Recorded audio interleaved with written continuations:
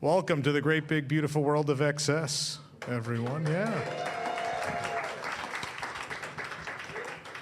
We have never done an evening from the theater in here, the Alien Encounter subwoofers. They're going to shake out all the insulation.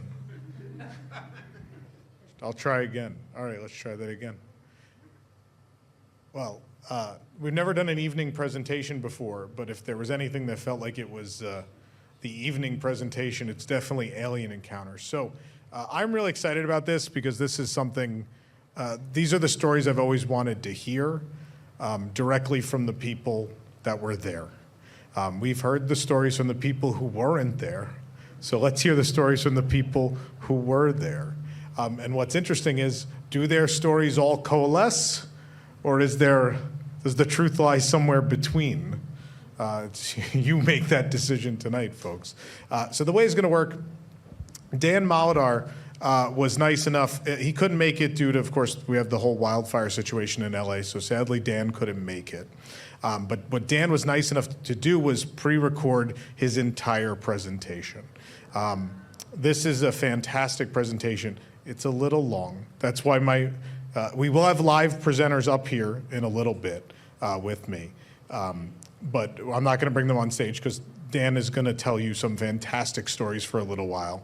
And we're going to enjoy that. And when Dan is done, we're going to come up and talk about the second version of Alien Encounter. It's still a little bit about the first version, but then the transition into version 2 of one of the most, I don't know, problematic, controversial, probably the scariest Disney attraction of all time. So here it goes, the true story of the extraterrestrial alien encounter. Tonight we're going to be talking about Alien Encounter, an attraction that has quite a following, even though it was a very short-lived attraction. And it's also got quite a following of people who know absolutely nothing about it, yet love to talk about it. So I'm going to try and clear up a little bit of the misinformation out there about Alien Encounter and tell you guys some behind-the-scenes stories, okay? So who am I? My name is Daniel Molitor. I'm a show writer and creative director in the themed entertainment industry. I started at Walt Disney Imagineering many, many years ago. Have worked on other things, other parks, other museum exhibits, all kinds of stuff in my long and unfruitful career. Anyway, that's me on the right photograph, that is. I'm in the left on the photograph. That's me now. And that's behind me is Security Babe, whom we will meet later on and learn a little bit more about.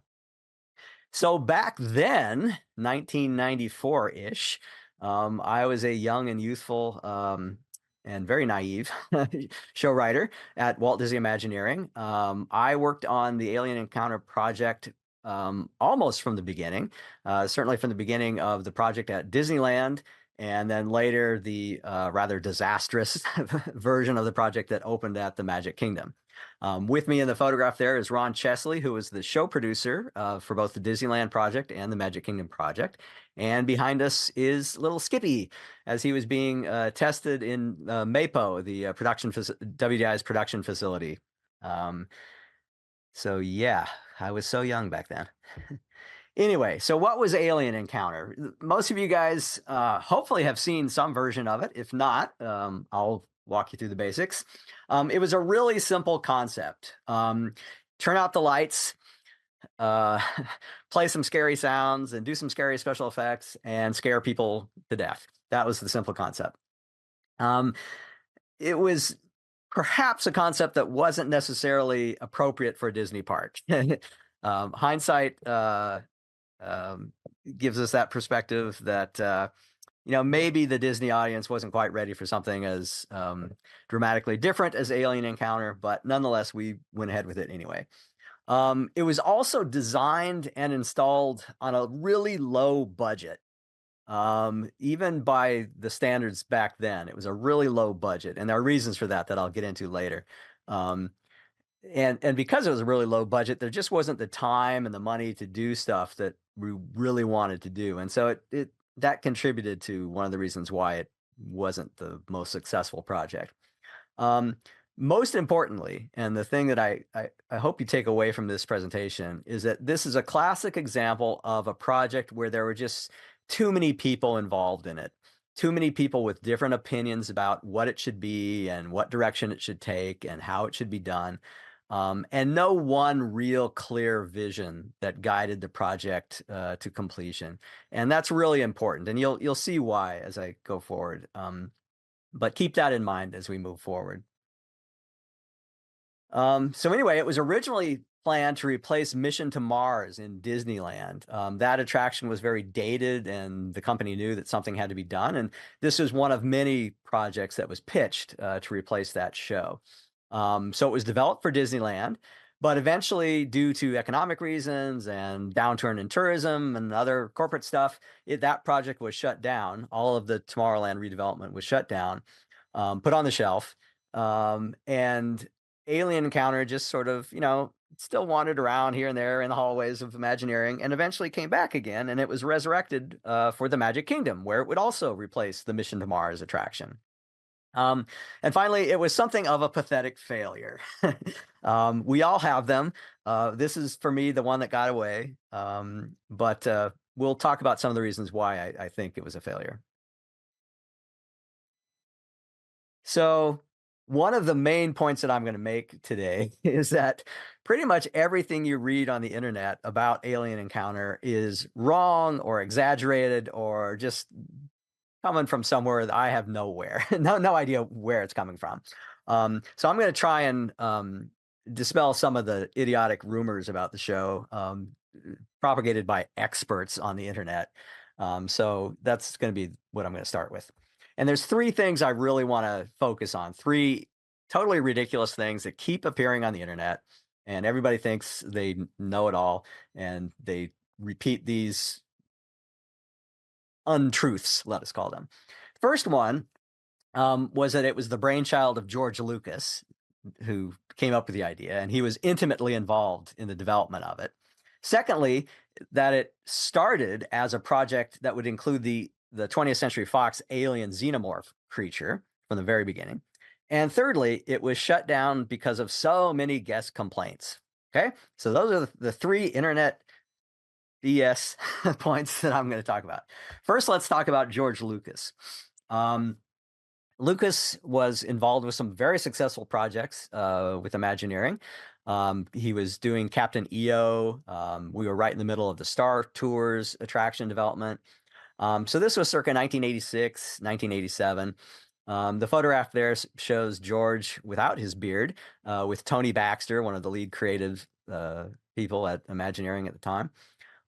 And George was actually in one brainstorming session that happened. I can't remember if it was 1986 or 1987, but the other projects were starting to wind down, the Star Tours and the Captain EO, and Disney wanted to keep a relationship with Lucas because it was going really well. We developed some really great stuff. So a brainstorming session was set up, and George was invited to just talk about, potential new attractions and stuff. And one of the cool technologies that was floating around Imagineering at the time was what's called binaural sound. And binaural sound is a special way of recording audio so that it's really realistic. And you guys are going to get a cool presentation from Greg about how that works if you haven't already got it. So anyway, this technology was really hot, and everyone in Imagineering was kind of excited about it. And so that was one of the things that was pitched at that brainstorming meeting. Some of the folks pitched an idea that, hey, we could put people into a theater, for example, the Mission to Mars theater, put some headphones on them, and use binaural sound to recreate an episode from Star Wars or give you a new adventure in the Star Wars universe. And there was actually a radio show that was playing on NPR at the time that was doing something similar. It was a serialized version of the further adventures of the Star Wars characters. And so it was kind of based on that.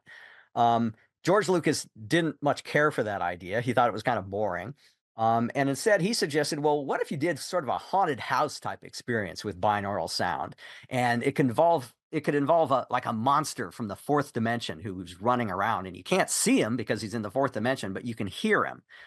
So that was talked about, and everyone got kind of interested in that. But then the interest kind of faded, and it just kind of went away. The brainstorming session ended.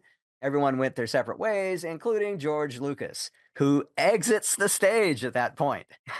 George Lucas had no further involvement in the Alien Encounter development process. None whatsoever. So everything you've heard contrary-wise, or everything you've read on the internet that says something different is wrong. Sorry, but it's just wrong. But wait, Daniel, what about his name on the marquee? It says it right there, from the sensory thriller from Disney and George Lucas. Well, gee, why is that there? There's this thing called contractual obligation. Disney wanted to stay on good terms with Lucas, even though we weren't doing any projects. They had a deal. He was involved in that meeting when the idea was talked about. He pitched some ideas of his own. And so Disney had a contractual obligation to put his name on the marquee. He also had in his contract that he could review the script, the first version of the script, and give his approval or disapproval on it. So eventually that happened. We wrote tons of scripts. Finally, we had one that everyone approved at Imagineering. That was sent to Lucasfilm, came back. George Lucas approved it, or at least someone at Lucasfilm did. We have no idea whether or not George actually read it, but the lawyer said, okay, good to go. And we were good to go. And that was it. No more involvement with George Lucas until the very end when he showed up at the opening. I think. I'm not sure. Anyway. So now about that other alien, my issue number 2 with the internet.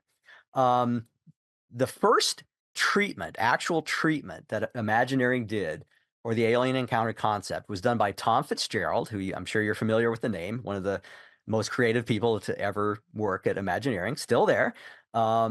He wrote a treatment called Dimensional Transporter, which was based on some of those ideas that were bantered about in the brainstorming meeting, but was really all pretty much original to Tom.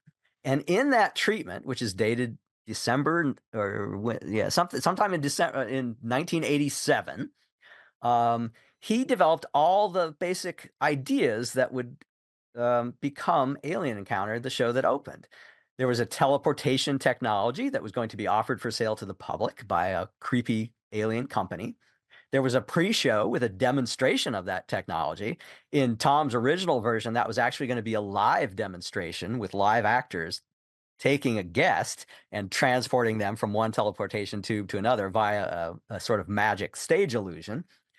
And then there was a larger demonstration where the chairman of the company was going to beam into the theater right in front of us, but a mistake sends him someplace else, and instead an alien creature is beamed into the theater and mayhem ensues. So all of those tropes were developed very early on in that original treatment that Tom did called Dimensional Transporter. Okay. Also, one other thing about that treatment, it was assumed that the binaural sound would be delivered via headsets because that was sort of the only way people knew how to do it then. One of the really cool things that the Alien Encounter development team came up with was the way of getting rid of those headsets, of putting speakers next to you that were built into the shoulder harness so that they'd be positioned right in front of your ears. I cannot emphasize enough how important that development was. That was really critical, and it was amazingly good effect. So think about that. So anyway, this version of Alien Encounter as sort of a generic, Disney created IP was in development off and on here and there. Tom had asked Marty Sklar, the president of Imagineering, for a little funding, just to keep the project alive. And so it was going along for, Tom would work on it whenever he had some free time. And a few months later, Frank Wells, the COO of Disney, called Imagineering and said, hey, we're doing this deal with Fox. Is there any other attraction that you could put the Fox Alien franchise in? So Tom sort of stood up and developed a version of his show that was using the 20th Century Fox Alien IP. So he wrote another treatment, and Ripley was in it. She was a main character in it. She was going to appear both on video in a pre-show as well as an audio animatronic figure in the main show. And of course, the alien xenomorph was the monster who was going to get loose in the theater. So Tom and show designer Gil Kepler continued to explore that a little bit. Gil actually had done a generic version of the the show. Gil's a really terrific show designer, one of the best that used to be one of the best at Imagineering. And so he did some key art for it that featured both the generic version and the alien version. It was during this phase, actually, that Skippy appeared. In Tom's original treatment, there was a demonstration that was going to include, I think, a dog. um, and in Gil's version of the pre-show, the art that he did, he created this sort of kangaroo-like character that was kind of like a plump kangaroo. And that's where the name Skippy came from the Australian television show, about a bush kangaroo or something. So anyway, this is Gil Kepler's concept art for the generic version of the show. Sorry, it's so low resolution, but it's best I could find. So you notice the creature is, kind of a mix of different things. It's just kind of a mishmash. It hadn't really been designed yet. This was a piece of concept art. So it was just showing the possibilities. And the theater that you see here is pretty much the theater that was built. And it was probably one of the only pieces of Gil's amazing work that actually made it to the final product for reasons we'll get to later. So anyway, what happened to Fox? Well, another rumor out there in internet land is that George Lucas called up Michael Eisner and said, "Hey, you can't use the Fox alien. That doesn't fit." Well, that's nonsense. It never happened. Or maybe it happened, but it had nothing to do with why Alien wasn't used. The fact of the matter is 20th Century Fox stopped licensing its IP to other companies. They had figured out that, hey, this stuff is valuable and we might want to build our own theme parks and use it there. So the alien xenomorph appeared only in the Great Movie Ride at the Disney MGM Studios, but no other Disney attraction because just Fox wasn't licensing anything anymore. Disney had already secured the rights to use the creature for the Great Movie Ride, but there was going to be no other deals for anything else. So that's why it's not a Fox alien inside Alien Encounter. By the way, there was also another concept floating around Imagineering that was going to use the Nostromo spaceship from the Alien movie series. And that was going to be a dark ride where you ride around with laser guns shooting alien xenomorphs. And that project or concept was obviously shelved too once the IP was no longer available. And by the way, that concept, the Nostromo concept, also had nothing to do with Alien Encounter. So some places you'll read that they were connected, but they weren't. They were absolutely totally separate projects. Okay, then finally, why was it shut down? Well, the real story is that it's complicated why it was shut down. It wasn't because it was so scary and they got so many complaints about it, because actually Snow White's Scary Adventures in the Magic Kingdom received much more, many more complaints than Alien Encounter ever did. And they were consistently there, which is, no surprise, because for a little kid, that attraction was really creepy because it was a first person ride. You were Snow White riding through. So when the witch is trying to kill you, she's trying to kill you, which really freaked out little kids. So there were always many more complaints about other attractions than Alien Encounter. The thing of it is there was never really broad support for what we were calling a PG-13 attraction, like what we wanted Alien Encounter to be. Way back when Michael Eisner, famously listened to his teenage son, who said that Disneyland was kind of boring for teenagers, and Alien Encounter was one of the things that was supposed to help that. It was going to be an attraction specifically for teenagers that wasn't, a Disney scary attraction. It was going to be a genuine scary attraction. But the thing of it is, nobody really liked that concept, the idea of a rated attraction. So it never happened. Marty Sklar, rightly so, figured out that if we start rating Disney attractions, then we're going to have to start rating all of them. And this presented a huge problem for the operators because it's hard enough to pull people out of a queue, say for a roller coaster, where they might not be physically able to ride because they're too small or have some difficulties of some kind. But to try and take someone out of a queue who wants to see your attraction because they might be psychologically unprepared for it was just really tough. No one could figure out how to do that without getting really, insulting to the guests. So no one ever liked the idea. So there were alternates that were tried, um, alternate ways of communicating how different this attraction was, and that's where the silly name extraterrestrial came in. Um, One time, Ron Chesley, myself, and Kevin Rafferty, who was the show writer and another one of the brilliant creative people at Imagineering at the time, were in a meeting with Marty Sklar, and Kevin was the overall show writer for Tomorrowland. And we were meeting with Marty, and the issue came up about how we tell people that the Alien Show is something different. And Kevin, being the pun master of the universe, sort of just jokingly blurted out, "Hey, you could call it, instead of the ET encounter, it could be the extraterrestrial encounter." And Marty's eyes went wide, and he almost stood up, and he just got this beaming look on his face and said, "That's it. Yeah, do that. That'll solve the problem." Um, on our way out of that meeting, Kevin turned to Ron and I and just said, "Oh, guys, I'm sorry. I was joking."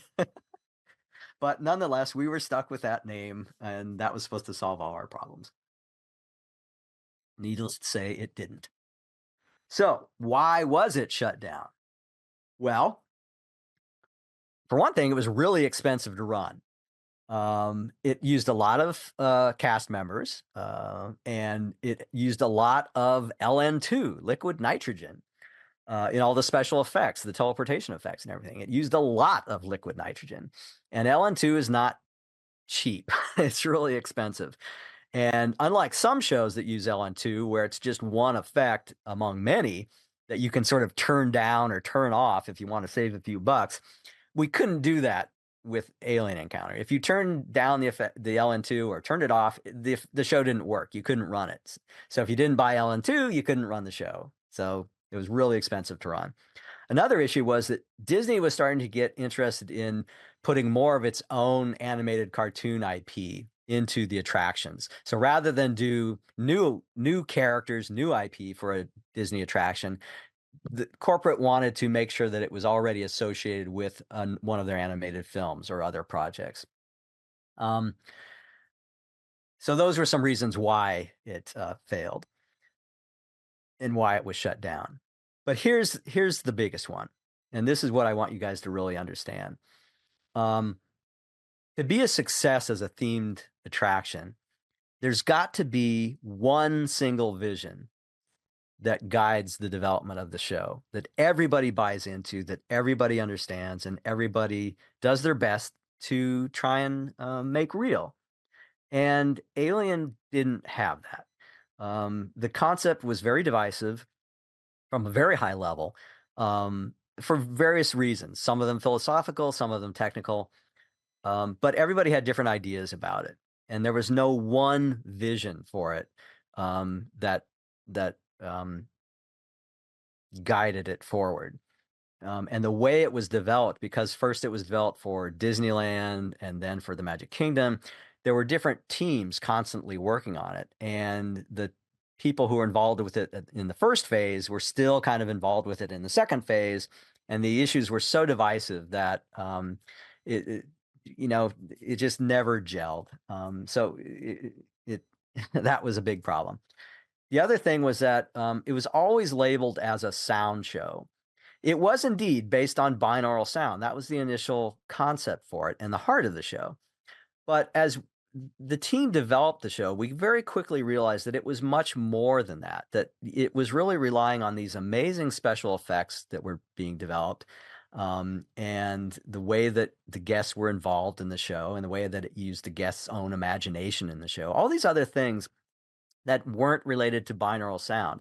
And yet, it kept being referred to as a sound show, and that affected the budget, and that affected the process that was developed for how it was going to be designed and developed. And all of those things weren't really appropriate because, as I said, it was much more than that.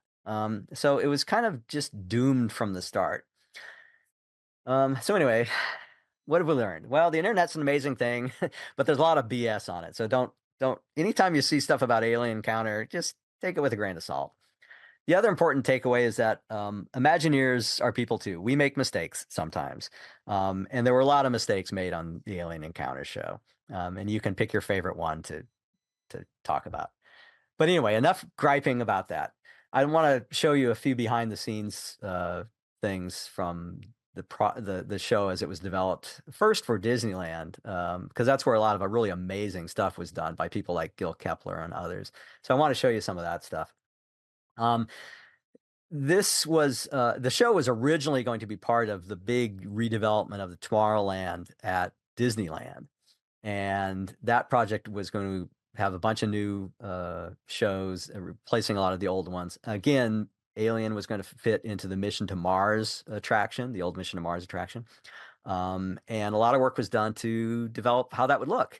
And Gil Kepler, again, who is an amazing artist and designer, who had done a lot of work on Star Tours and just tons of other cool stuff. He just started designing Alien Encounter and developed this style that we called Art Deco, which was supposed to communicate that this weird alien company was involved in all this high-tech stuff, but it was kind of always used in sinister ways. So when you walk into their demonstration building, at Disneyland anyway, it was their building, and it instantly sort of communicated what they were all about. So here's another shot that shows his a concept for the entrance. Again, it shows off that Art Deco design. This one had these big giant metallic eagles that were sort of guarding the entrance. And inside in the middle there, in the lobby, you can kind of see what we called the oppressed workers, who were holding up the company on the back, their own backs. So all this really strange architecture. But it all sort of set the stage for this creepy show that you were going to get into.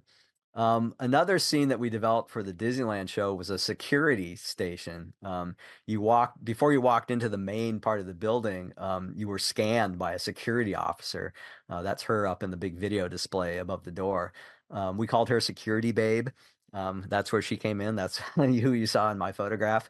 And she was going to be this sort of villainous character who was very skeptical about these people that were coming into the building. And so there were going to be light effects that scanned you and made sure you weren't carrying any recording devices. At one point, the light was going to come on and flash on one particular guest, and they were going to be cast members who came out and sort of grabbed them and made sure that they weren't bringing in any cameras or anything. And this was Security Babe, designed by Andy Gaskill, who we borrowed from Feature Animation. He was a brilliant artist over there, and later went on to be the art director for Lion King and other films, and probably one of the nicest guys I ever worked with at Disney. But anyway, he did this terrific drawing of Security Babe, whom pretty much everyone on the team fell in love with in one way or another. Here's another scene. This was um, the pre-show demonstration, one iteration of it. In Tom Fitzgerald's original concept, he came up with the idea of sort of a goofy robot who was actually going to be a reused animatronic figure of Tom Morrow from the Mission to Mars show, and he was going to be the host of the show. And he had this eyeball that was a projector that projected video images and stuff. For this version of the show, we developed this big character who is called Logix 12, who is this big giant robot just installed into the space with the two teleportation tubes on either side of it, and the very grand XS Tech iconography behind him. At one point in the development process, we were showing a bunch of stuff to Marty Sklar, and Marty sort of took me aside and whispered to me and said, be careful with some of this XS Tech stuff. It's getting to look a little fascist, which it sort of did, but we toned it back a little bit. Meanwhile, the writer of the project, me, was working on tons of backstory for XS Tech.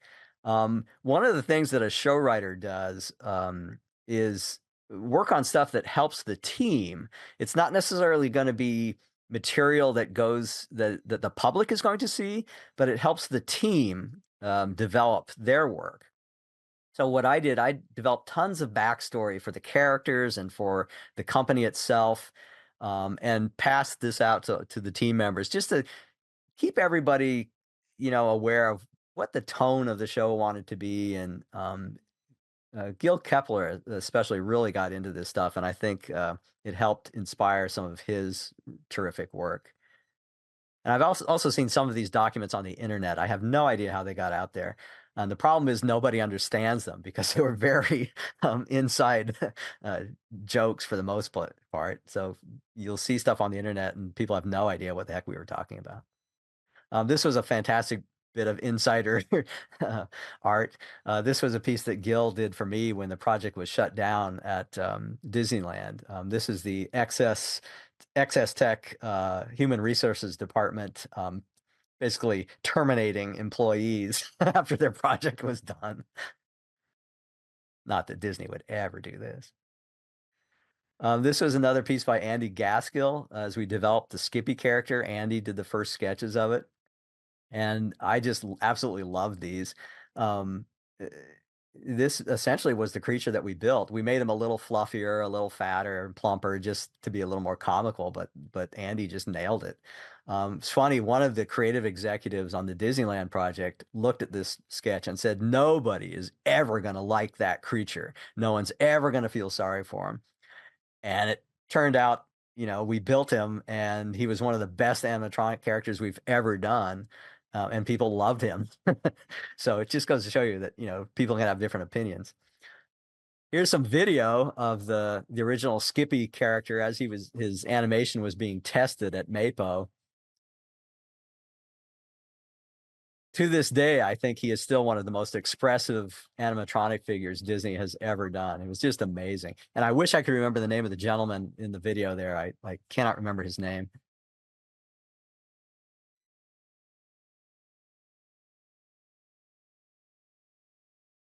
But look at how expressive his face is with the eyes and the antenna and his nose. Just wonderful.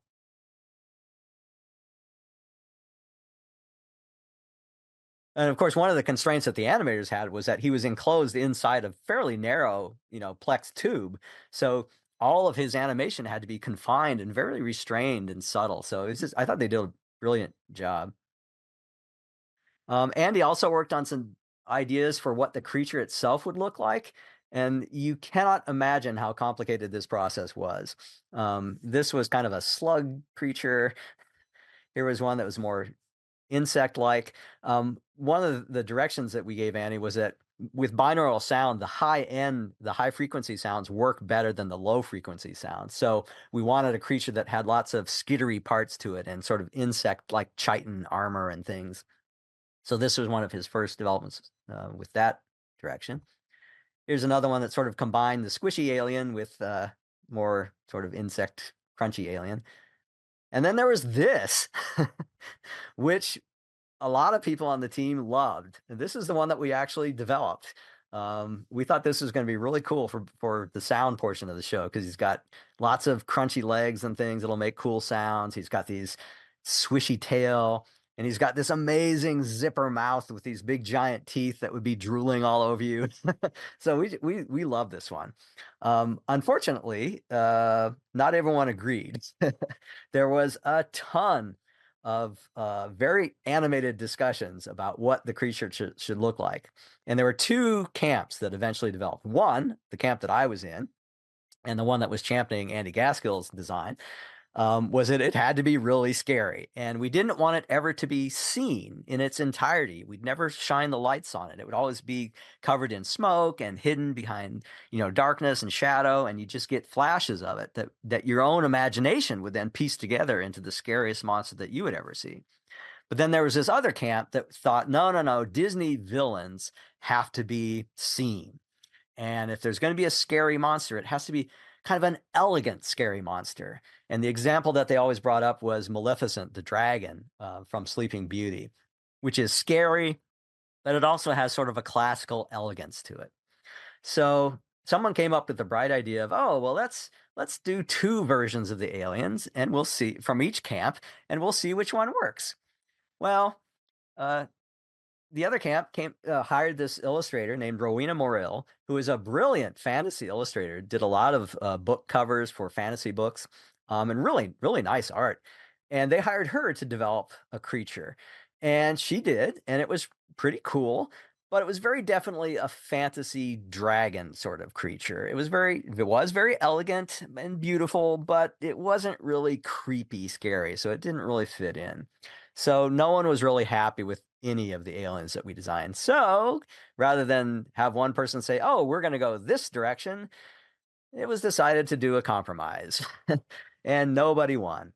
So the creature that was developed was a compromise between the sort of elegant Disney dragon-esque monster and the creepy insect monster that we sort of the other side of the team wanted. So this is a couple of Polaroids from of the original maquette of the creature. This is about 10 inches tall or so. And here's the final guy all painted up. And again, bear in mind that this guy is going to be inside of a tube, so he can't move very well. He can't move a whole lot, and so we really had to rely upon the way it was lit, the way the LN2 would sort of swirl around him, and all these other things to really bring him to life. So here's some video of his first animation test. Again, this is when they're just testing out the movement. This wasn't the actual animation that you would see in the show. But you can see he's very restrained. In the final version, he would be on a turntable, of course. So as he's moving, he can be turning as well. So you can see he doesn't have a really great range of motion because he's confined inside that tube. And again, we never wanted anyone to really get this good a look at him. We always wanted the lights to be flashing and the smoke to be, covering him up. But of course, there was another camp that said, no, we spent all this money on this figure. You have to shine a light on it. Guess which one won? Actually, this was done at the MAPO facility, which is in North Hollywood, and it's right in the flight path of airplanes coming into land at Burbank Airport. And one time I was flying back from San Francisco, I think, and as we were coming in for landing, I looked out the window and I saw the MAPO building, and I saw this creature outside in the parking lot behind the building. And I thought, well, that's not really keeping it secret, is it? Maybe he broke out. I don't know. Anyway, so that's enough about that. I'm going to show you some storyboards that Andy Gaskill did based upon Gil Kepler's designs and my script and Lousy Doodles. So these were done. He did about 60 of these to really walk us through the entire show so that we could present it to the executives and anyone who might be interested. So this was the entry. Again, we got those chrome-plated eagles in the front and the XS Tech logo with its jagged looking things that look like they're going to come down and chop you in two. Behind you there, you see the oppressed workers again that are holding up the edifice. This is Security Babe giving us one final checkout before we walk into the first part of the show. And this is the Great Hall of Excess, which is where you're going to get a presentation from Chairman Clench via a holosphere, big giant 4-foot plexiglass sphere that was going to have a Leota head inside of it. A Leota head is the effect that was done for the Haunted Mansion to put Leota, Madame Leota, inside the crystal ball. We were going to do a big jumbo version of that.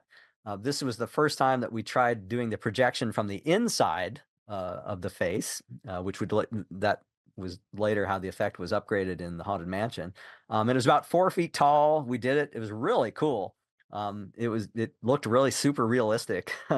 You would have thought that this cool hologram was floating inside this big giant ball glaring down at you.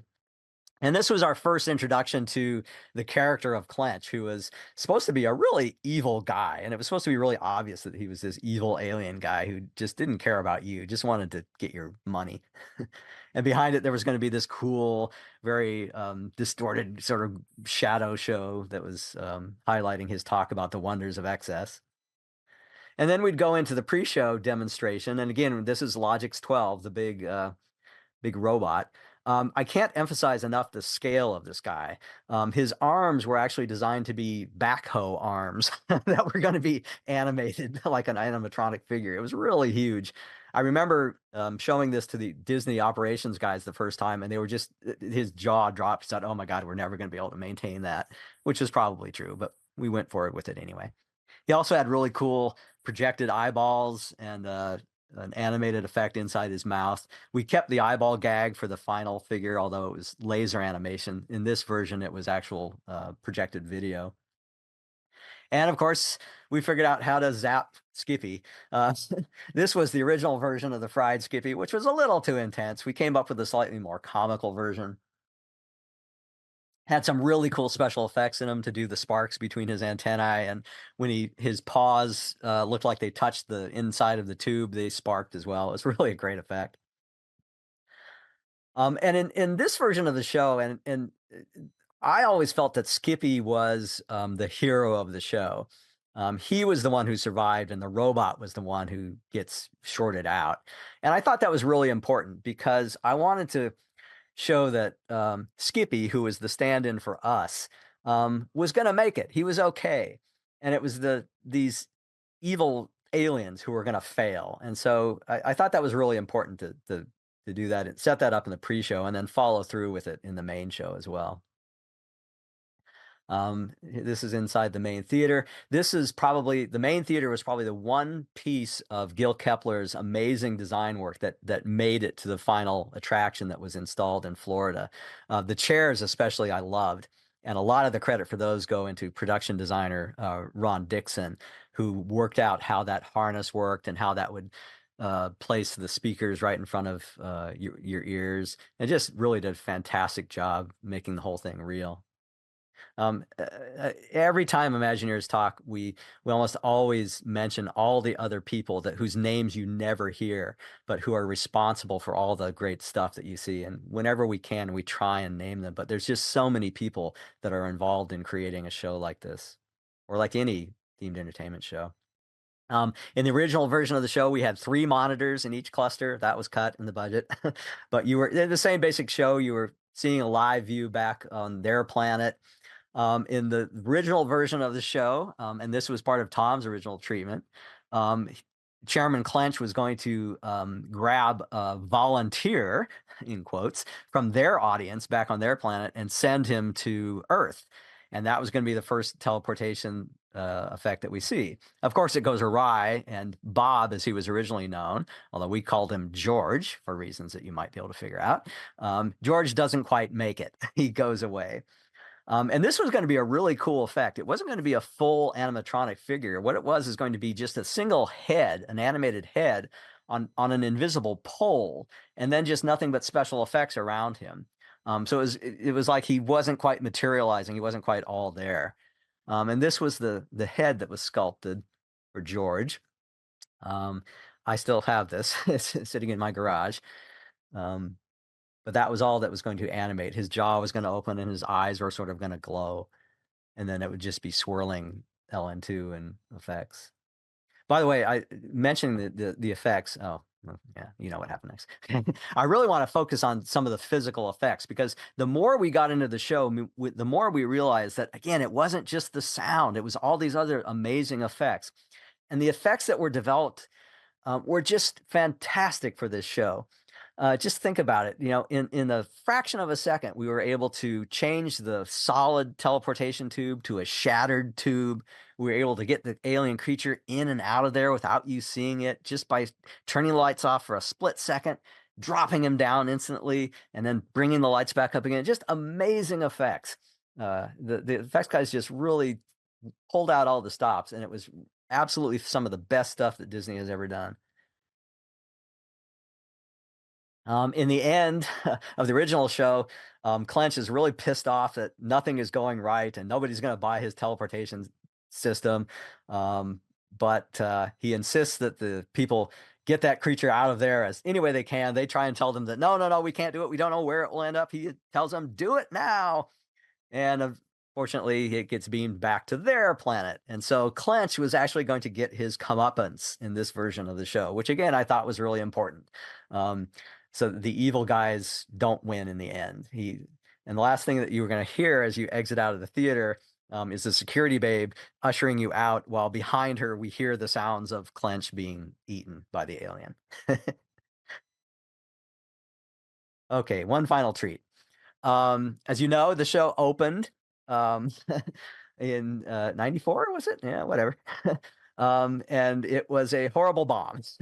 the The very first show that we did with the public was the show that Michael Eisner was walking through the attraction.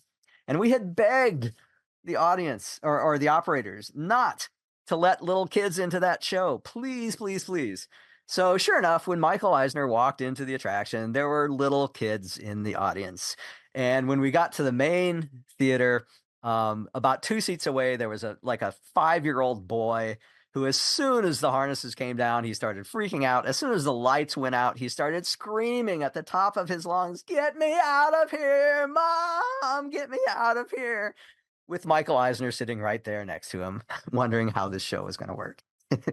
It was not a good day. Anyway, so one final treat for you guys. This is some video of the original pre-show with Skippy and the robot called Tom 2000. Which was later replaced with the robot Sir. So not very many people have seen this. Maybe some of you guys have seen this, but it after the show was shut down, this went away. So anyway, I apologize for the quality of the video. This is some stuff I just shot while we were doing the installation. So not all of the light effects are in there, but you'll get the idea. Anyway, hope you like it.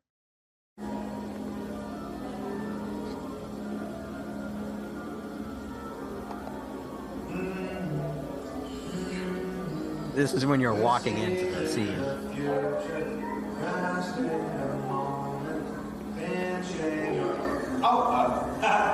Come in. Move all the way down there, please, to the end of the row. Make room for everyone. The demonstration will start in 57.3 billion nanoseconds. Hello. Come on in.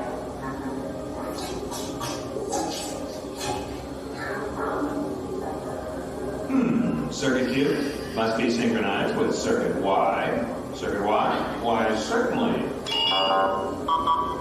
Activate switches 1, 2, and 3. 1, 2, 3.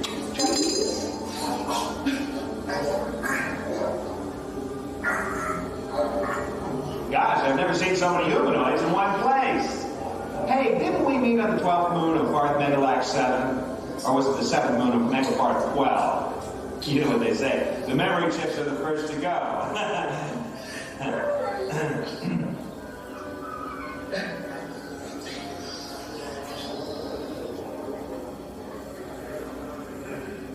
To begin demonstration, activate green button. Okay.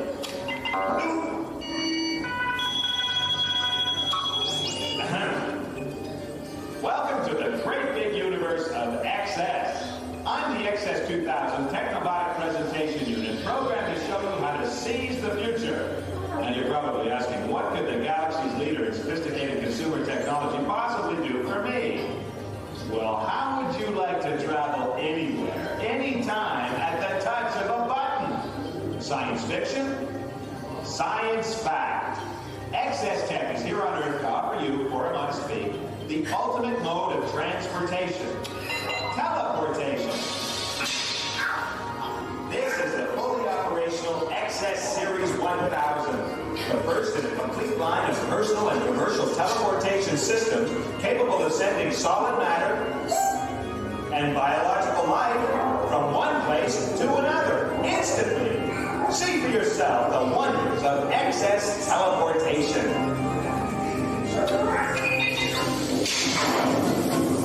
Phase 1 of the process has begun. Disintegration into the molecular components. A painless procedure, I assure you. And now the second phase. The molecules are beamed to the receiving chamber, where atom by atom we reconstruct the carefree traveler. This phase is especially delicate, but the system is carefully monitored to guarantee clear reception. It seems a slight magnetic anomaly has disturbed the transmission. Let me just check here. Accident, adversity, anomaly. Not to worry. I simply boost the power to compensate.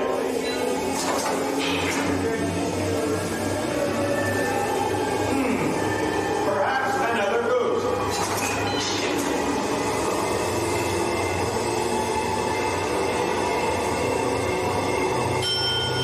There, the process is complete.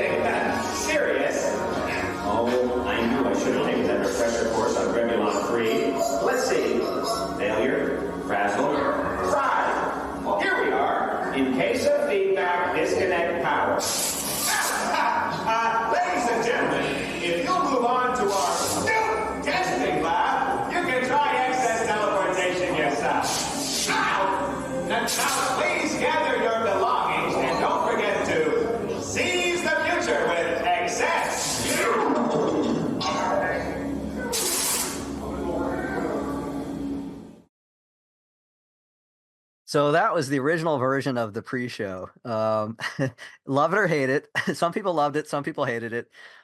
When Michael Eisner walked through, I was at the back of the room. The only thing I heard him say after it was done was, "I can't believe you did that." And at the time, I thought it was, oh, he didn't like it because it was so goofy and whatever. Only later did I realize that apparently Michael Eisner had a thing against Phil Hartman. And it was probably because Phil did some fairly good impressions of Michael on Saturday Night Live. So we were probably wrong to cast him in the first place. But anyway, he went away fairly quickly after the show opened. So anyway, yeep. Thanks for listening. Hope you learned some stuff. Hope you saw some stuff you haven't seen before. And you're going to hear some more about this show from other folks. And have a great night. Thanks. Oh, sorry. One final thing. As you guys know, there've been horrible fires out here in Los Angeles, and thousands of people are without homes now. Many of them are Disney Imagineers, or many Disney Imagineers are part of that group. Lost everything. These are the people who help build these great attractions that you guys love so much. So please consider making a donation to an aid organization of your choice that's helping out. Because in order to seize the future, we have to help each other get through the present. So please help out if you can. Thanks so much and have a great time. Here to show you how is our most advanced science. Yeah. Oh boy. That's that feedback that the other Tom was talking about. Anyway, there you go. This is really heavy. Extraordinarily heavy, I forgot.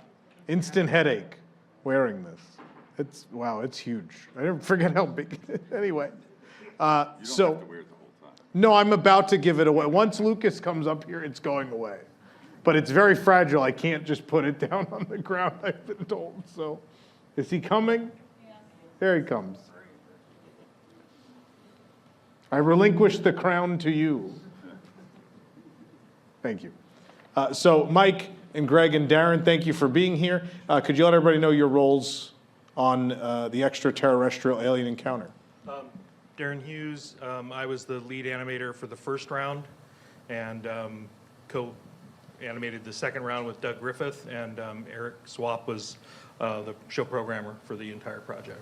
Do you know who that was in that photo that he couldn't identify? His name was Jack, and I cannot remember his last name, unfortunately. All But right. yeah. I figured you would know if anyone up here. Yeah, we worked with him a lot. He was Okay. a great guy. Great. Greg? Hi, I'm Greg Kadorian. I was the audio engineer for the second iteration in 1995. So to make it, well, not scary, I guess.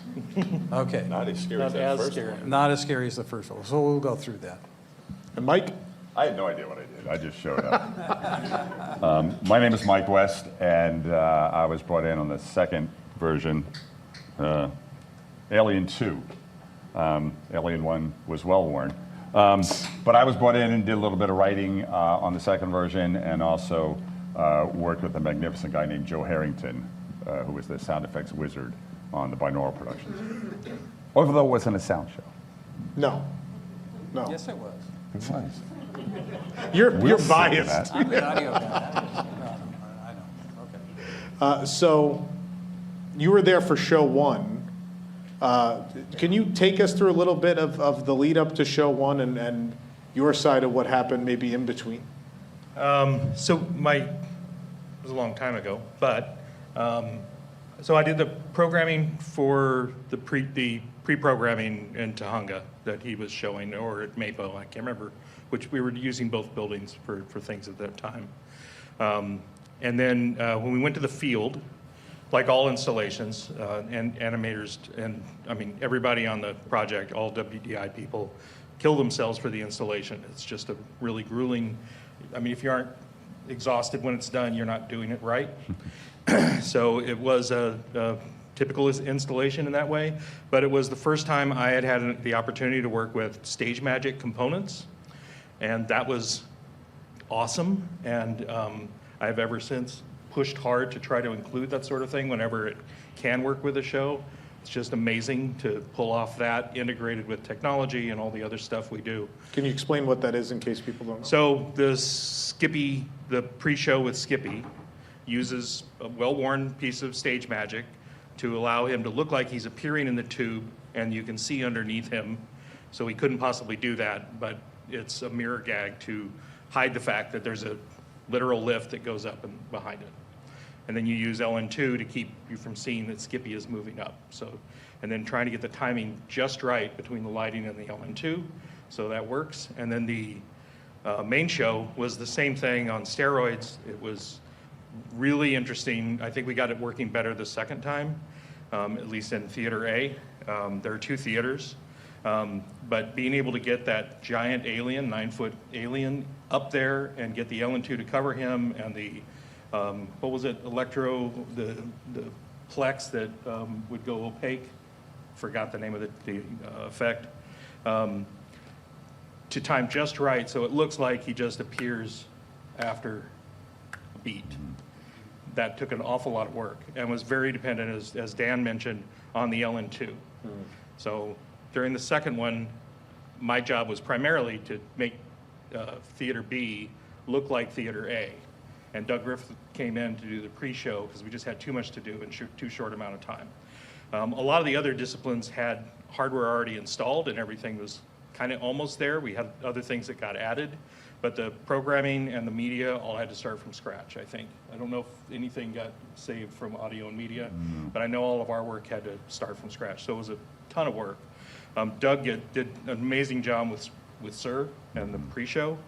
So I was in Theater B. Now, Theater A had Rick Rothschild, the director, for the second part in it. And everyone on stage knows Rick. But if Rick wants you to do something, you don't get to say no. I've been heard he's grueling, but the results speak for themselves on all his projects. I chose to go with Rick Yeah. on any project I had the opportunity because his shows work. Yeah. But I had to get things working too, and I'm in the second theater, and there's a skeleton crew the second time. We didn't have much money left, and I couldn't get attention because when Rick wants attention, he's going to get the attention. So it was hard to get Theater 2 going, and because the LN2 was so critical, the air handlers were farther away in Theater B, and so there was more variance. So the humidity and temperature would vary more. So I'd work on it in the morning, and the effect would look great, and then in the afternoon, it looked like hell. There wasn't enough LN2. And then I'd change it the next day. It would be too much, and so I got to manage Rick's anger as I was not getting Theater B to match Theater A quickly enough. So that was a challenge. And we did this twice, right? So all of the people there were totally exhausted and then got to do it again for another few months. So it was definitely an ordeal, but it was an amazing show to watch come together. Did Theater B ever come together? We got it much closer. I can't remember if we had to do some things with temperature control, and I don't remember, but I don't think Theater B was ever the same. I vaguely remember, you mentioned that, and it lit up in my head. We never went the other, I always remember going one way. You want to turn I was right. like, You don't want to go I never left. got the other theater. Yeah. Yeah. Yeah, I don't think we got them to match, but we worked really hard to get them to match. I think that's a point of trying to shoehorn a show into an existing facility, too. Yeah. You make And it those was. compromises. Yeah, it was an existing show. So even Tom 2000 and Sir was just a rebuild of Mr. Johnson from the original show. Oh, wow. The figure was half already there and already 30 years old. For those that don't know, in the previous show, there was essentially mission control. There was a big window there and an animatronic and a little show. So we updated the figure with compliance and made it so it moved much better, but about half of him was Mr. Johnson. So then we get to version 2. Mike, when do you come into this situation? I'm not even sure what the date was, but it was after the first show was nixed. And I will say, the only thing I will take exception to what Dan says, it was a spectacular failure. I don't personally think it was, but then I'm very biased. And I also Couldn't have been that big a failure. I mean, there's a lot of people that still like it, and we're here. Right? I think we have a number of Alien Encounter fans, right? So, and I think the vision part, I think when we started changing things around, I think there was a strong vision. And to Darrin's point, Rick Rothschild, who was the producer, he has a vision and he knew exactly what direction he wanted to go. And we followed it, and it came to the recording the binaural section in the middle for the chamber. That was kind of thrown on my lap. And like I say, worked with Joe Harrington. And personally, I loved Sir. I think Phil Hartman did a great job. But Sir... Oh, you mean Tom 2000? Yeah, right. I'm going by the character or the voice name. But Sir, who was voiced by Tim Curry, was just so cool. And Doug Griffith, who worked with Darrin and programmed Sir, the combination of Tim's voice work and Doug's programming for that character was amazing, absolutely astounding. I was watching, we're going to watch it in a minute. I was just watching the hands. That's The finger? yes. What's He did That. this fluttery thing. Yeah. I'm blowing, I'm like, this is 1994. And the way he's just kind of pointing to things. Yeah, it I'm was like, there's magic. figures that don't look good Bunch of stuff to work that with. good now. Yeah. It's unbelievable. And Tim's delivery was just beyond belief. He was absolutely perfect voice for it. And I think we did a lot of fun stuff with it. And it was, we had signs all over the outside of this attraction that said, may be too intense for younger children, right? They made a mug with it. We- The mug had the warning on Yeah. it. You could buy it. So if people ended up in therapy for a few years, yeah. But I loved working on it. We had a great time doing it. Joe, and Greg can talk to some of this too, he was magic. I mean, there was a sound effects wizard in the Disney archive studio for years called named Jimmy McDonald.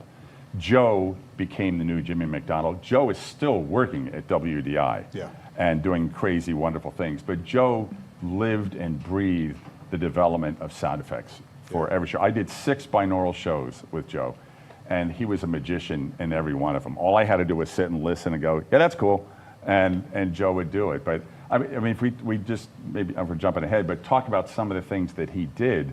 When we recorded in the theater, it was all live done in the theater, and the device we used, we called Fritz. It was a binaural recording head, right?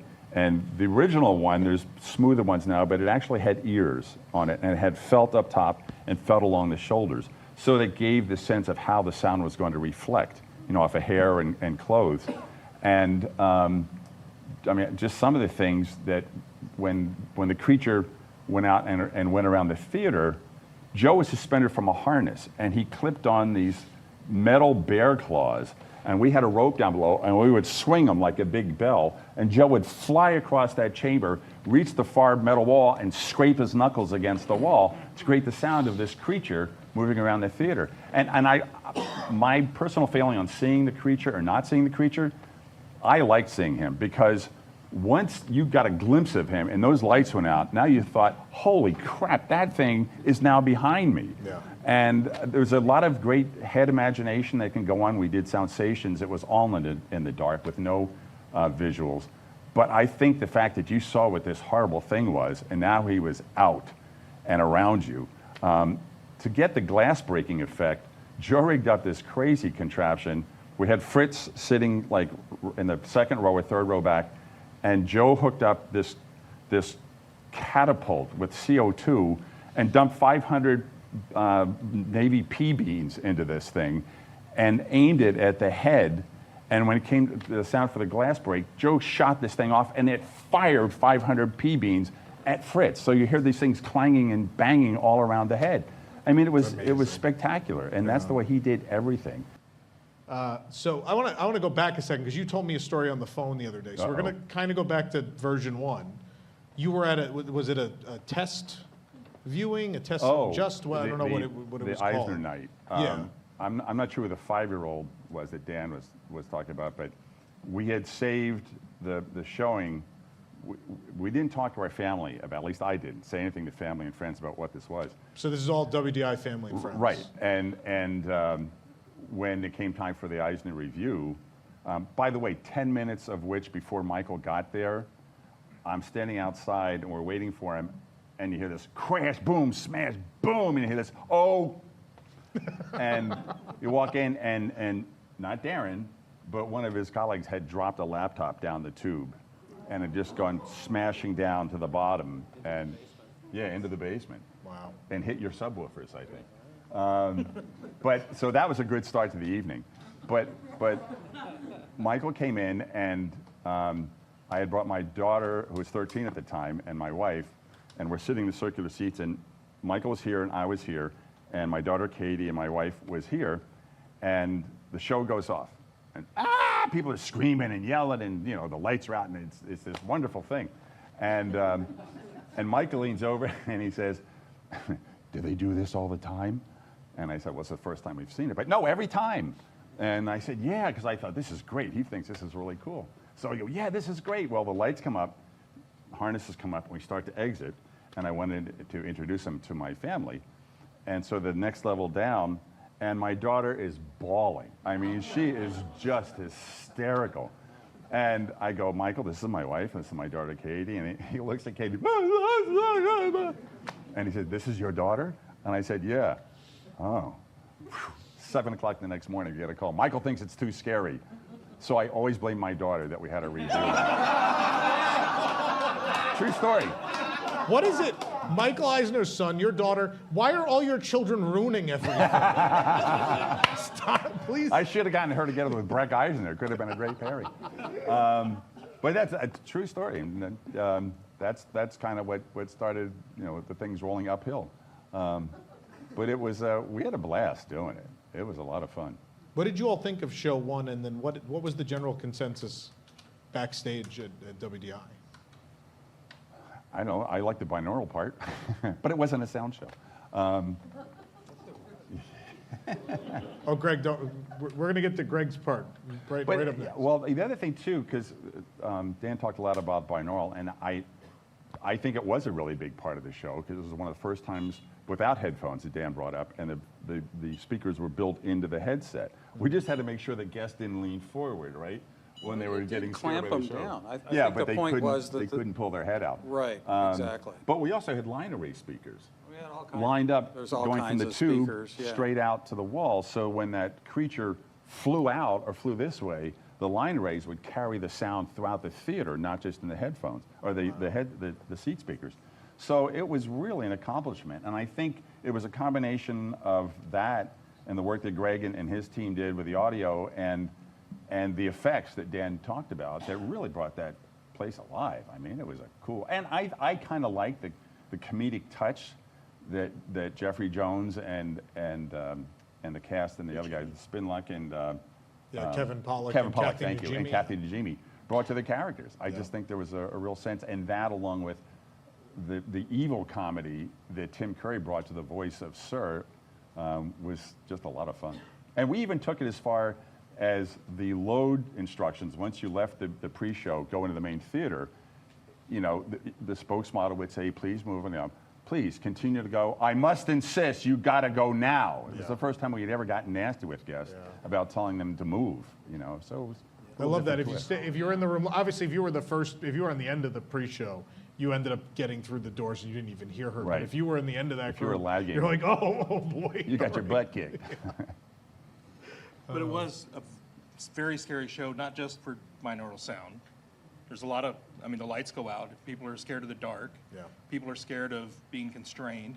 If they're, you know, it hit it all. Being hit with broken glass. Everything. Or PDs. Like that got me as a kid was you hear the glass break and it's just water, but you Whatever feel your cold, phobia you know? is, Yeah. They got it covered. Yeah. Yeah. Yeah, it was good. No, I was like from the first once the restraint, that was it. We were all done the minute that restraint started moving. Once you get in there and you're like, but it's a show. Why are you restraining me? And that you got to watch it slowly. And I always used to do this, and the cast member would yell at you, like, it's got to come all the way down. But I'm afraid.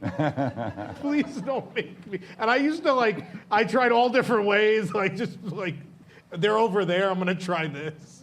Well, I think the restraint was part of the deal because you were trapped, and Yeah. that was part of Oh, absolutely. the scariness of it.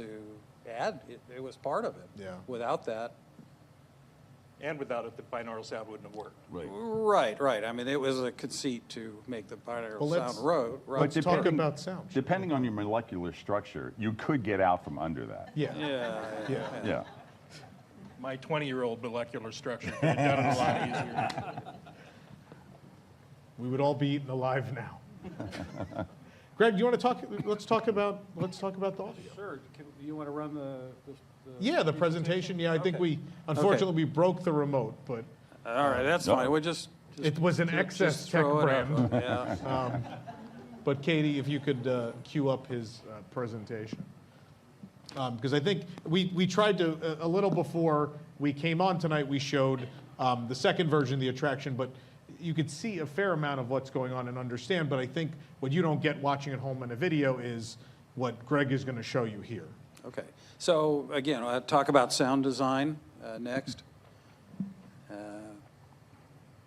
Next Yeah, slide. Just a little bit of lag. Okay. Sound. Or maybe you might be frozen. Sound design. I must insist that you hit the next. Where's the lady? What was Sees the future. We might be frozen. Uh-oh.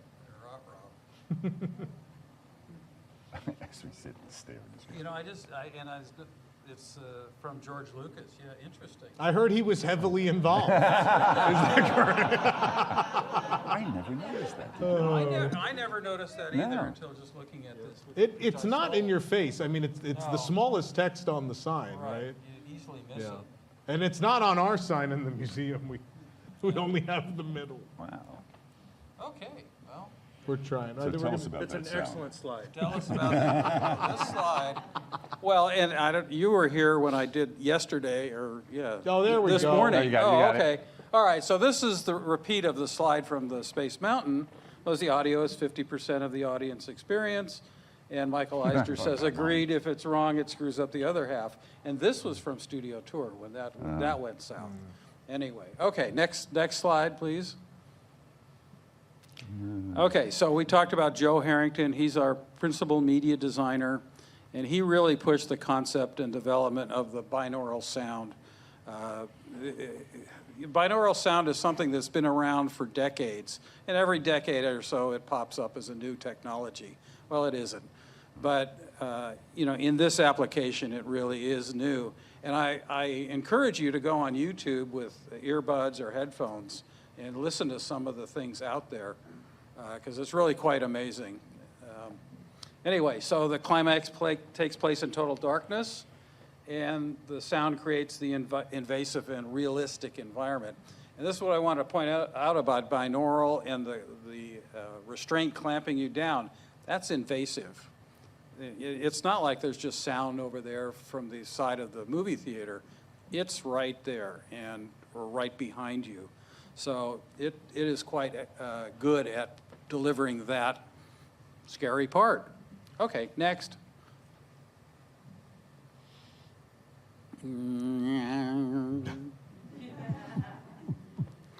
Okay, so what we talked about, it's not really true binaural with headphones, but it is binaural sound at each seat. So each guest gets the same show. And then we developed immersive sound in the theater in addition to that. And as Mike said, speakers overhead, and we'll talk about that in a little bit to create the sound image of the creature flying around. Okay, next slide. Okay, so I don't know, were you guys, Joe mentioned the mock-up for Marty Sklar at Imagineering. And this was, I guess, early on. So we had a draped off space somewhere, I think in R&D. There were workers and a scaffold in the center. So they brought Marty into this thing. And we're going to show you this, right? And suddenly the lights go off, and there's electrical sparks and screaming and chains rattling and stuff falling down. And the lights go on, and nothing had changed at all. So Marty gave us the green light. So again, from Joe Harrington, from a sound perspective, this really, said, yeah, we were going to use this technology, if you will. Okay, next. So this is the dummy head. This is a variant. There's many dummy the heads. newer one. This is a newer one. And so, you're right, who you calling dummy? Yeah. So there's microphones in the ears, and you can see, I don't know if you can see so much, but you see the pinna of the ears and the shape of the head and the torso. And that creates a very realistic recording because the microphones are down where your eardrums would be. And there's one in the right ear and one in the left ear. Okay, next. And they're in the theater seats. So this one, this is my attempt to draw pictures, so sorry, Mike. So, you know, here's stereo sound, and the reality, there's a sound, you can hear it, it's off to your left, you record it with 2 microphones out in space, but when you play it back over 2 speakers, it's not very, you know, you have a tough time really pinpointing where is that sound coming from. Sometimes better, sometimes worse. So next slide, we'll talk about binaural. Yeah, okay. So again, same thing. You hear a sound in reality, you record with the dummy head, 2 tracks, left and right, and you play it back over headphones. And so now what you're doing is you're blocking out all of the influence of the room or your environment, and you're reproducing exactly what the dummy head heard. And so the image, the aural image, is really quite accurate. And as I said, it can be very invasive. So this is the sort of short version of binaural recording or technology. Okay, next. So we talked about it. It's best with headphones on, but it's an operational. You put on headphones and take them off and put them on. Again, it's a deal. Operationally, it's a pain. You think about the 3D glasses, you know, that they hand out and they have to clean every time. And hand out, pick up, clean, repurpose. So we decided that was not going to work here. So we said, will the effect work with speakers? Sorry. And as we said, you got to get the speakers close to your ears and indexed somehow with your head. So next slide. So the speakers are hidden in the restraint. The restraint was designed with the speakers in there. This restraint presses on your shoulder so that it makes sure that if you're short, you're down here, you know, the speakers are at the right level because the restraint's sitting on your shoulder. And as I said, it trapped the guests, and the guests didn't have to do anything. There's no foreshadowing of what is going to happen orally in this situation. Okay, next. Okay, so this is again my my attempt at. So I'm the engineer, sorry, but you can see this is sort of representative. The speakers are you know right at the ear level, and they're facing in to your ears, and again it's very effective. And there's pressure on your shoulder. Okay, next. So some of the things that Joe did, this is Joe. So, you know, your bone's breaking. There are creatures coming in and it's attacking people and eating them. Well, what do you do? So he came up with the idea of break some video cassettes. Wow. So he had a vise, and I helped him with this, set up. So the dummy head's in the seat, one of the seats that we chose, and there's a vise, and we put cassettes in the vise, and we break them, you know, and he recorded this sound binaurally, and so you got the sense of this thing in front of you or behind you was breaking. It was very effective. This isn't as crazy once you've told us you swung him around. Well, it yeah, really subdues all of this. We'll get, This is well, the personal invasive. this is the personal invasive stuff. Yeah, We'll yeah. get to that, but that Okay. was interesting. I didn't even know some of this stuff. Joe didn't tell me, but stomping behind the seat, again, stomping around because the creature is supposed to be going behind you and drooling on you. And then heavy breathing, of course. That's a different show. Anyway, okay, next. So, okay, we'll talk about immersive sound. And I pulled this off the internet, sorry, but this was Gil Kepler's, right? I think that's, yeah. Yeah. So we're doing something not only binaural, but we're trying to create immersive sound in the theater itself. And so we got speakers all over. They're all around the guests, and they're up above, and as Mike said, there's line arrays. There's all kinds of speakers in here. And this was, when was it, 94? I don't think, so this is like a precursor to Dolby Atmos, because we're creating this immersive environment, truly immersive environment. Okay, next slide. So this is the idea. There's the tube in the middle, and it's not to scale, but you can see there's speakers around and speakers above, and there's speakers everywhere. Okay, next slide.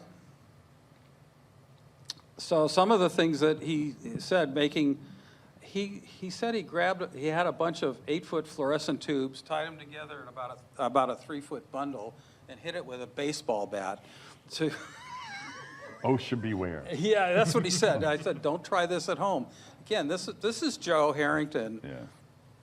Whatever it takes to make a sound effect, to deliver that. So again, breaking glass, and that was interesting about the balls or the steel ball. The pea beans. Pea beans, yeah. I mean, he did all this stuff. Yeah, because we didn't have to clean it up, so we didn't care. Right. Okay, next slide. Yeah, and this was the speaker in the trash cans flying around, and I think you mentioned they actually swung this at the binaural head, so it felt you had a sound effect. We lowered it. We literally would take it and lower it down over the head, so the sound completely surrounded you. Yeah. It's like he was going to eat you. Right. Okay, next. And so, well, okay, so we're recording. So there's all these speakers around, and Joe's telling me, well, how are we going to capture this? We had the dummy head, but how are we going to capture all these sounds swirling around the theater? So what he did is he climbed up and put microphones at each of the speakers that we had, and with a multi-track recorder, played the show, swung all the stuff around, and made all the sounds, and recorded that. So again, Dolby Atmos is an object-based system. Sorry, we're getting way off in the weeds, but this is real objects swinging around over your head, and he's recording them. The next slide. And then at the end of the day, we're in a field mix, and we've taken all those sound elements, from all of those microphones at the speakers, the binaural stuff, and we're going to mix it in the theater. And next slide. And so here we are. There's Joe in the back, Kurt Kinzel, Greg Kruger, and Dan Molitor said he was here somewhere, but he's not in the picture. In the tube. He's in the tube. So anyway, this is something that Imagineering, for our Disney attractions, we have the luxury of being able to haul a mixing console into the theater and the tape machines and actually do the final mix to optimize it in that physical space. And we've been doing, this is not the first time we've done it, but these days we don't need a big console. You can ride around the ride with an an iPad and do your mix on an iPad remotely. So the technology has allowed us to really create a believable audio environment. And I think that's the last slide. No, one more slide. Oh yeah, okay, revision 95. Okay, so I said make it scary, and I've been corrected, sorry. But I mean, if people within WDI had mixed messaging, then Clearly, that speaks to what happened, right? Yeah, Yeah. So yeah, and it was, as you said, is it a sound show? Is it an effects show? Well, it's all of those. Right. Okay, next slide, last slide. Next slide. So we added massive subwoofers in the basement because we wanted the really thumping sound of the creature stomping around. We added speakers to punch up the glass break effect to make you feel like it was really flying at you. And this was Rick Rothschild to make the theater 100% dark. The video projectors at that time would not go black. Right. There's still, you could still see some raster in there. So we had to, our projection folks put some dowsers on them, just like a film projector. Infrared illuminators from closed circuit TV, we had to figure out a way to either turn them away from the guests, because you can see them glowing. exit signs, we had to figure out a way to turn those off. I guess you guys turned them off on control, right, on command? I believe so. Yeah. Yeah. That was a big You have to point with get ops. variance from the county for that. Yeah. Reedy Creek. Yeah, Reedy Creek, right. I'm sorry. Remember Reedy Creek? Yeah. Those guys. Any backstage light leakage from the basements or whatever, I mean, it was, This, I mean, to your point, this sounds like things you would do to make it scarier. These don't sound like things that make it I don't, less. Well, I that don't was my remember it argument. being That was less before- scary the second time around. Yeah. It was That more was before scary we to were me. told to make it less scary. Okay. well, anyway, I think, well, okay, you could argue this was optimization perhaps, you know, because if you see these lights here and there, maybe, you could still get a feeling of where you are, but you're trying to disorient people, I think, is part of the thing. Anyway, so that was a major, not an audio thing, but it was a major construction, fiddling around. Anyway, I think that's it. You know, the I love this photo on the right. Yeah, To see the color and to see him like that, that figure is gorgeous. Yeah. I love Yeah. this. yeah. So they're selling him now, I guess, right? Online, you can find. That's where that picture came from. Oh, Yeah. that's the toy. I like Yeah, the this one. I like the Yeah, photo yeah. of you. Yeah, I think That's he looks real. great. The I figure. thought you were looks talking great. about Greg. Yeah.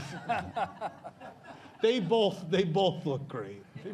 You know, I was saying that the things that Greg was talking about with the darkness was before it. That actually was after, because Rick came on as the Yeah. full-fledged producer on the second version. Right. Okay. And that was really to create the real effect. It wasn't, and you said it made it scarier, and which I agree. But the purpose of that was to just give you that encompassing darkness in the whole theater, so that when that creature, when those beams. My favorite line from Spinlock is, as long as those beams are on, the creature can't get out. Instant darkness, and it sets it up for you. Right. So yeah, that was part of the way to create that full dark environment to give the whole sense of the show. And it's a horror comedy, right? I mean, it absolutely I think so, is. yeah. It's I don't know when it came in, but I will never forget when the cast members started doing the line, "It's my mother-in-law." Yeah. Like, I'll never That was- forget that. Up in the rafters, they'd be like, it's blah, blah, blah, it's my mother-in-law. Yeah. And I'm like, wasn't this a scary attraction? What happened? Well, that along the line was, whose brain is this? Yeah. It was a little splat sound that we did. Yeah. Yeah. And the fact that we had a live team member, a cast member, Yeah. up top doing that. The dialogue was all pre-recorded, but we had a live person up there with the light Yeah. and everything. Flashlight, yeah. But the dialogue was pre-recorded, but a real person. Yeah. That's- No, there's, I mean, some really cool stuff in this show. If you hadn't seen it or didn't know, I mean, there's a lot going on in here. Yeah, and Greg mentioned the woofers, subwoofers in the basement. We actually got a call from maintenance that said, you're shaking the insulation off the beams Well, in the basement." subwoofers were the scariest part for me because every once in a while they would shear and drop, and they were really heavy. Yes, that would hurt. Jeez. If you have to go in the basement to do something, you that's got to right. check first to make sure there's no dropping Well, you were the subwoofers. screen that we recorded down. Yeah, that was it. Oh, yeah. So I want to. We earlier showed the version 1 pre-show, which is what Tom 2000 is that what it was, with Phil Hartman, which I love Phil Hartman to death. But to your point, maybe not the vibe that It was a needed different, it was in a there. different kind of character. It was a different Yeah. take on it. And then so Tim Curry, and now it's Sir, and we get the second version pre-show. We're going to show you so you can see the difference in what was and then what it became. Before we run that, we were talking about it before we came up. Notice the finger movement on Sir, and the way Doug programmed that along with Tim's vocal recording. Watch how he's animated. It was really brilliant. Brought him to life.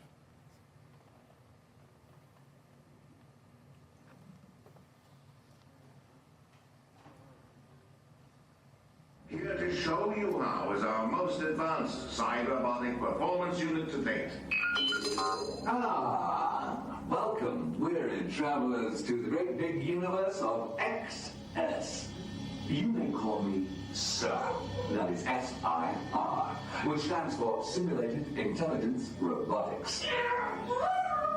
What do you want, Skippy? No, you may not get out.